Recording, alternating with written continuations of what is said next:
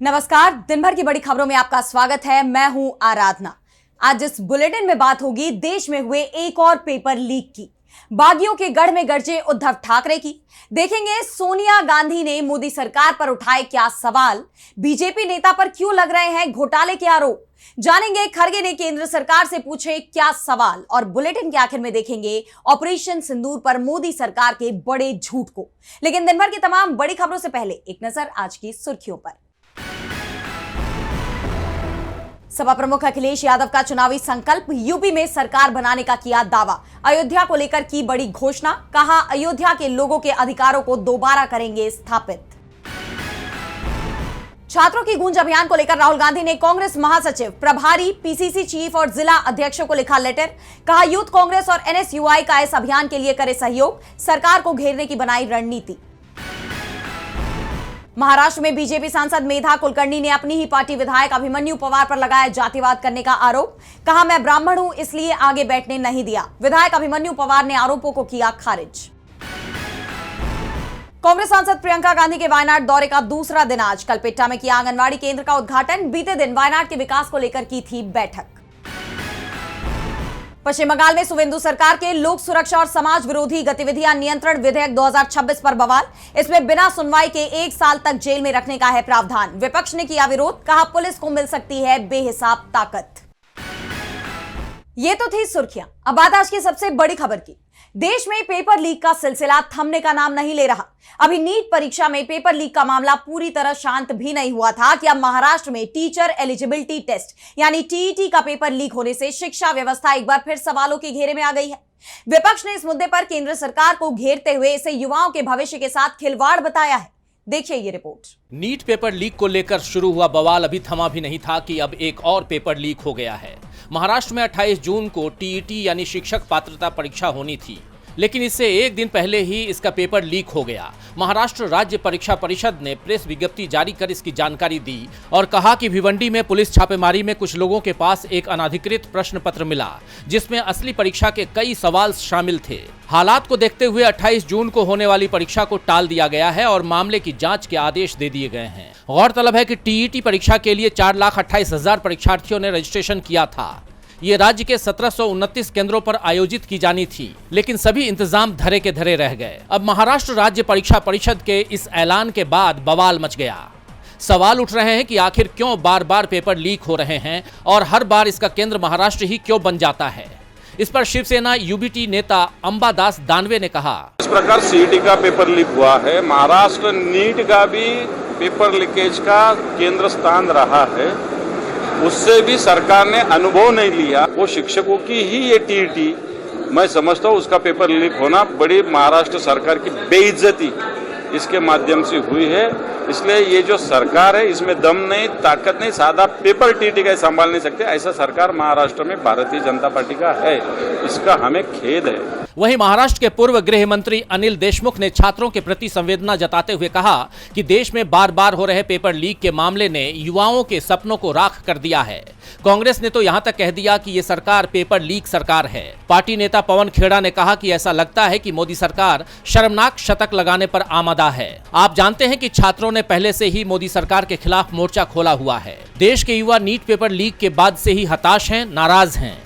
जंतर मंतर से लेकर देश के अलग अलग कोने तक एक ही मांग गूंज रही है कि शिक्षा मंत्री धर्मेंद्र प्रधान का इस्तीफा होना चाहिए, लेकिन अब तक सरकार उनकी मांग मानने को तैयार नहीं दिख रही। और अब ये एक और पेपर लीक, इसके बाद युवाओं का ये आंदोलन और तेज होना तय माना जा रहा है।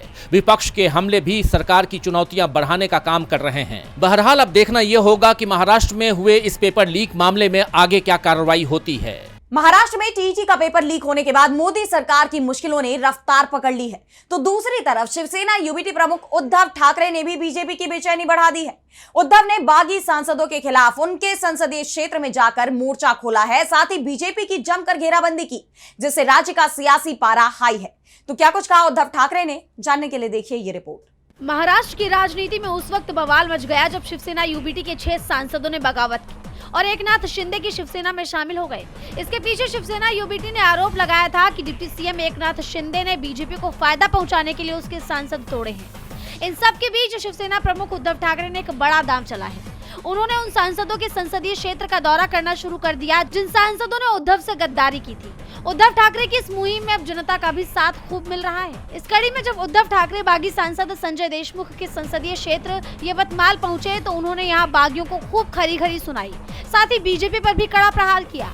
कार्यकर्ताओं को संबोधित करते हुए उन्होंने कहा कि असली शिव सैनिक आज भी उनके साथ हैं। ठाकरे ने कहा कि उन्हें इस बात पर शर्म आती है कि बागी नेता इतने लंबे समय तक पार्टी में बने रहे। उन्होंने पाला बदलने वाले सांसदों पर निशाना साधते हुए कहा कि गद्दारों से पूछो कि जिन लोगों ने खून पसीना बहाकर उन्हें जिताया, उन्होंने उन्हीं के साथ विश्वासघात क्यों किया। ठाकरे ने दावा किया कि बागी सांसदों ने लोकसभा चुनाव उनके प्रचार अभियान और जन समर्थन के कारण जीता है। ठाकरे ने कहा कि सांसद सिर्फ मेरे कहने पर चुने गए थे। आज इनमें इतनी हिम्मत आ गई कि कहते हैं क्षेत्र का दौरा करना बेकार है, जबकि ये इसलिए जीते क्योंकि मैंने इनके लिए दौरे किए थे।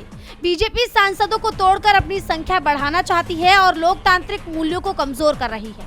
बीजेपी पर हमला करते हुए शिवसेना यूबीटी प्रमुख ने कहा कि अब हम राम को बीजेपी मुक्त करना चाहते हैं और इसके लिए आंदोलन करेंगे। मंदिरों को लूटने वाले हमारे हिंदुत्व का हिस्सा नहीं है। वहीं शिवसेना प्रमुख के इन हमलों से बीजेपी बुरी तरह से घिरी हुई दिखाई दे रही है। जिस तरह उद्धव ठाकरे ने बागी नेताओं के क्षेत्र में जाकर उनके खिलाफ मोर्चा खोला, उससे बागी सांसद अपने ही क्षेत्र में बुरी तरह से घिर गए हैं। उद्धव ठाकरे के बयानों ने बीजेपी खेमे में हलचल मचा दी है, तो कांग्रेस संसदीय दल के अध्यक्ष सोनिया गांधी ने भी एक लेख लिखकर मोदी सरकार की विदेश नीति पर उठने वाले सवालों को और गंभीर बना दिया है। उन्होंने न सिर्फ अमेरिका ईरान के युद्ध पर बात की, बल्कि गजा फलस्तीन के संघर्षों पर मोदी सरकार की भूमिका को लेकर भी सवाल खड़े किए हैं। देखिए ये रिपोर्ट। पीएम मोदी के नेतृत्व में भारत की विदेश नीति पर लगातार सवाल उठते रहे हैं। विपक्ष अक्सर ही ये आरोप लगाता रहा है कि पीएम मोदी ने सिर्फ उद्योगपति दोस्तों को फायदा पहुंचाने और अपने खास दोस्त डोनाल्ड ट्रंप को खुश रखने के लिए कई ऐसे देशों से किनारा कर लिया जो सालों से भारत के मित्र देश रहे हैं। अमेरिका, इजराइल की ईरान के साथ जंग को लेकर भी भारत ने अपना रुख साफ नहीं किया, जबकि दुनिया के आधे से ज्यादा देशों ने ईरान पर अमेरिकी हमले की खुलकर कड़ी निंदा की थी। इस बार मोदी सरकार से भारत में विपक्ष ने सवाल पूछे थे और अब एक बार फिर मोदी सरकार सवालों के घेरे में आ गई है। कांग्रेस संसदीय दल के अध्यक्ष सोनिया गांधी ने विदेश नीति को लेकर केंद्र सरकार पर तीखा हमला बोला है। इंडियन एक्सप्रेस अखबार में लिखे एक लेख में उन्होंने दावा किया कि अगर भारत ने अपनी पारंपरिक और संतुलित विदेश नीति बनाए रखी होती तो पश्चिम एशिया में उसकी भूमिका कहीं अधिक प्रभावशाली होती, लेकिन सरकार की गलत नीतियों की वजह से ये मौका हाथ से निकल गया और पाकिस्तान की भूमिका बढ़ गई। उन्होंने आरोप लगाया कि मोदी सरकार की चुप्पी और इजरायल के प्रति झुकाव ने भारत की वैश्विक साख को नुकसान पहुंचाया है।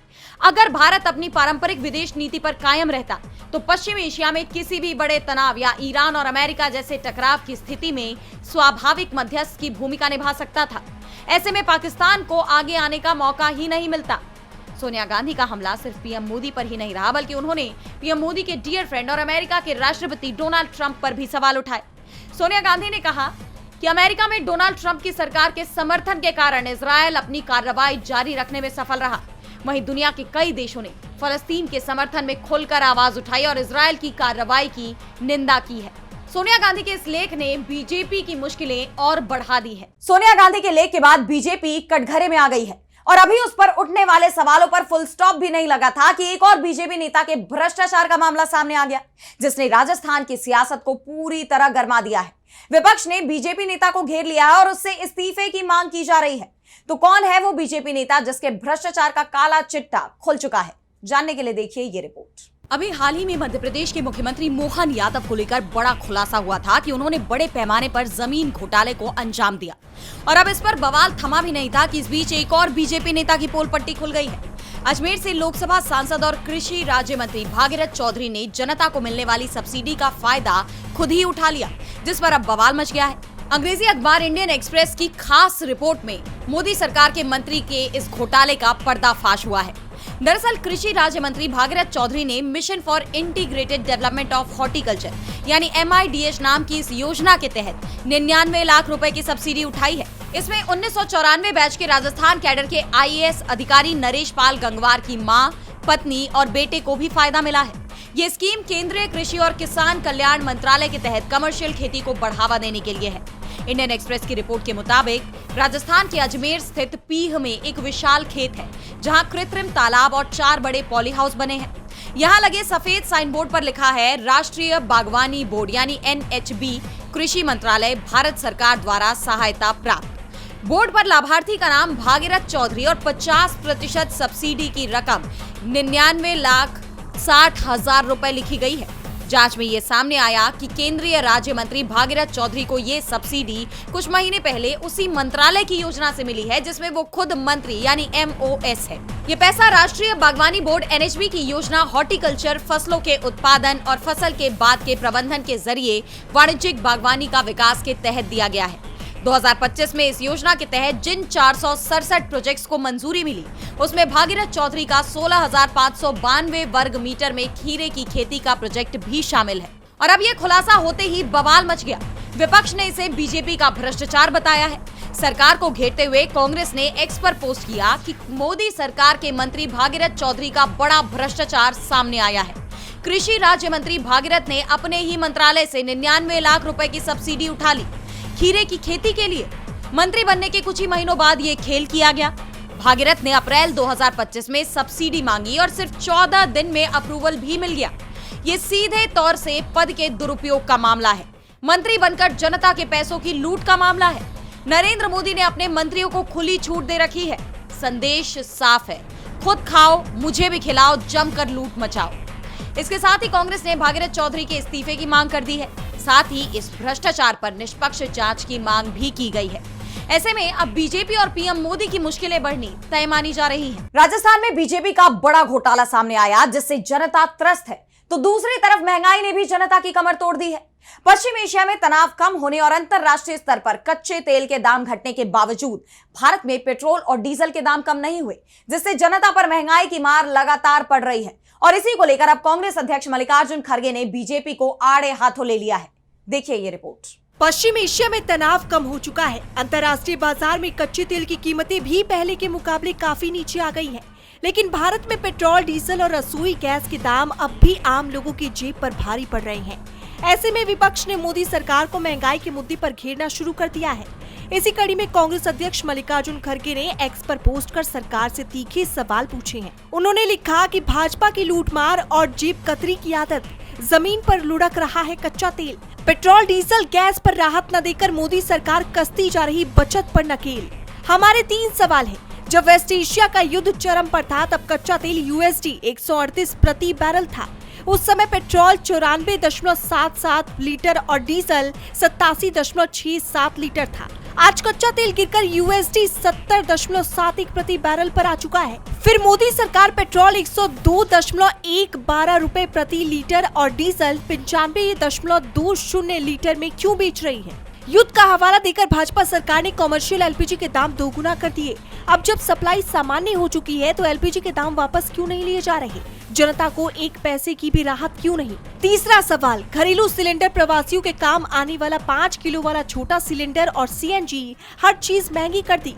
अब जब हालात सामान्य हैं तो दाम घटाने में मोदी सरकार के हाथ क्यों कांप रहे हैं? जब कच्चा तेल महंगा था तब भी जनता ने भुगता। अब कच्चा तेल सस्ता है फिर भी जनता ही भुगत रही है। जाहिर सी बात है, भाजपा के लिए जनता सिर्फ टैक्स और वसूली का जरिया बनकर रह गई है। खड़गे की पोस्ट के बाद बीजेपी सख्ते में आ गई है। अब देखना ये होगा कि सरकार खड़गे के इन सवालों का क्या जवाब देती है। महंगाई को लेकर खड़गे के सवालों ने सरकार की बेचैनी बढ़ा दी है, तो इधर राम मंदिर चढ़ावा चोरी को लेकर शुरू हुआ विवाद भी लगातार बढ़ता जा रहा है। मंदिर ट्रस्ट की तरफ से बयान जारी किया गया है कि चढ़ावा चोरी के मामले को लेकर चंपत राय और अनिल मिश्रा का इस्तीफा मंजूर कर लिया गया है।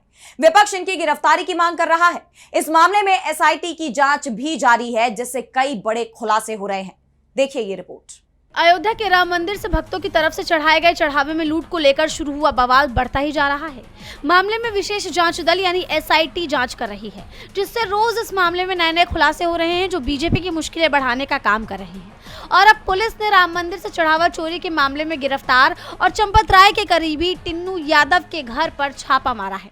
टिन्नू यादव के अयोध्या के दुर्गापुरी कॉलोनी स्थित हॉस्टल के कमरे से ही 20 लाख रुपए बरामद हुए।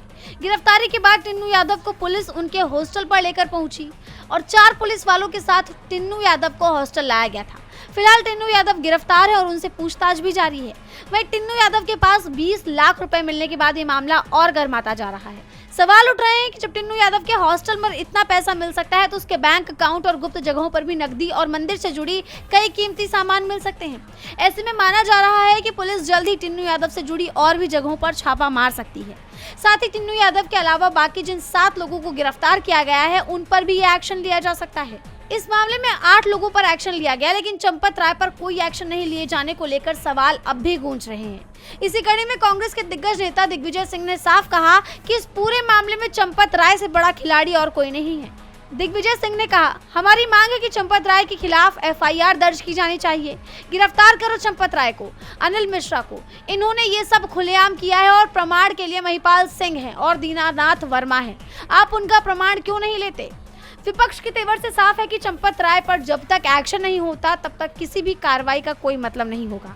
विपक्ष पहले ही आरोप लगा चुका है कि इस पूरे मामले में बड़े बड़े लोगों को बचाया जा रहा है और छोटी मछलियों को फंसाया जा रहा है। वहीं विपक्ष की लगातार बढ़ती मांग से तय है कि मामला चंपत राय पर एक्शन लेने के बाद ही कुछ थम सकेगा। हालांकि ये देखना होगा कि चंपत राय पर कानूनी गाज कब गिरती है। और बुलेटिन के आखिर में बात ऑपरेशन सिंदूर पर मोदी सरकार के बड़े झूठ की। जम्मू कश्मीर का पहलगाम आतंकी हमला आज भी हमारे रोंगटे खड़े कर देता है, लेकिन अब इसी मामले में एक ऐसा खुलासा हुआ है जिससे मोदी सरकार सवालों में घिर गई है। आरोप लग रहा है कि सरकार ने ऑपरेशन सिंदूर में शहीद हुए जवानों का अपमान किया है, जिसे लेकर विपक्ष का गुस्सा 7वें आसमान पर पहुंच चुका है। देखिए ये रिपोर्ट। अप्रैल 2025 में जम्मू कश्मीर के पहलगाम में आतंकी हमला हुआ था, जिसमें 26 मासूम नागरिकों की जान चली गई थी। इस हमले की जवाबी कार्रवाई करते हुए भारत ने पाकिस्तान के 9 ठिकानों पर हमला किया, जिसे ऑपरेशन सिंदूर का नाम दिया गया।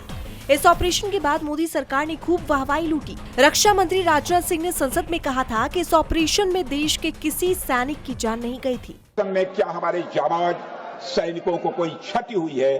तो उसका उत्तर है नहीं। लेकिन अब इस मामले में बड़ा खुलासा हुआ है, जिससे मोदी सरकार की चारों तरफ किरकिरी हो रही है।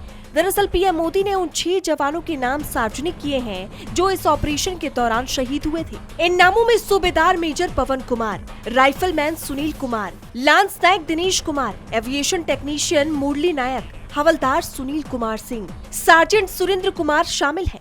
इन नामों के सामने आने के बाद विपक्ष आग बबूला हो गया है और मोदी सरकार पर भड़क उठा है। साथ ही राजनाथ सिंह पर संसद को गुमराह करने का आरोप लगाया है। इसी कड़ी में कांग्रेस प्रवक्ता पवन खेड़ा ने मोदी सरकार को घेरते हुए एक्स पर पोस्ट किया कि सिर्फ 2 ही संभावनाएं हैं। या तो रक्षा मंत्री राजनाथ सिंह ने जब संसद को संबोधित किया तो उनको ये जानकारी ही नहीं थी कि 6 सैनिक शहीद हो चुके थे। अगर ऐसा है तो ये उस मंत्री पर गंभीर प्रश्न चिन्ह है, जिसे उसी मंत्रालय के मामलों की जानकारी नहीं है जिसका वो नेतृत्व कर रहे हैं, या फिर उन्हें सच्चाई मालूम थी और इसके बावजूद उन्होंने संसद को गुमराह करना चुना। हमारे 6 वीर जवानों ने कर्तव्य निभाते हुए सर्वोच्च बलिदान दिया, लेकिन उनके बलिदान को छुपाया गया।